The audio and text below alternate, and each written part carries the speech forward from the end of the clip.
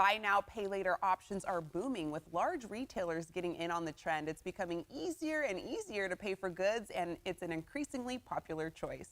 Joining us today to talk about the pros and cons of buy now, pay later is Tamara Beaver from Schoolsfirst Federal Credit Union. Tamara, always a pleasure to have you on. Thank you. It's always a pleasure to be here. Yeah. I love my Wednesdays. I know. We have fun on Wednesdays. We do.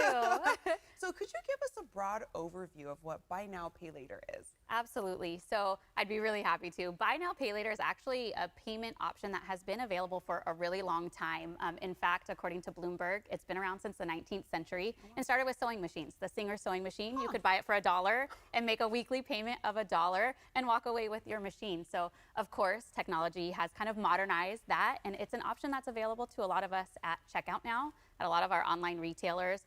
And essentially at its core, it's a small installment loan. So it allows you to make a purchase today that you make payments on rather than paying in one big lump sum. And what do you think makes buy now, pay later so appealing to people? One of the most appealing things about buy now, pay later is the fact that you get your goods right away. So in contrast to your old layaway plan where you pick a purchase, you make your payments, and you don't get those goods until you pay it off, this, you get your product right away. Also, the budgeting aspect. You can really make a lot of purchases fit within your budget by paying smaller increments. For an example, a $200 purchase today may only cost you $50 with those $50 payments down the line. So you can really fit some purchases that you may not be able to afford into your budget. I was going to say, we were talking a little bit before the show, and I thought I wasn't familiar with buy now, pay later, but when you broke it down, it's those where you see something, it's kind of a bigger price, so they break it down in prices for you so that it can make it a little bit more affordable. What would you say are the downsides to this? So because of that pay now or buy now, pay later amount being much smaller at the time of purchase, it really can cause a lot of consumers to overspend, to potentially purchase something that they normally wouldn't. And so retailers actually bank on that fact. They know that you're going to spend a little bit more than normal because it's broken down into payments. So that's something to be really mindful of. Make sure you're really paying attention to your purchases. Another downside is that it doesn't really have a positive impact on your credit. So you are doing a loan. It does show on your credit, but on-time payments don't affect our credit score. However, on the flip side of that, if you miss a payment, it actually does impact your credit. So it can harm your credit, but it doesn't help your credit.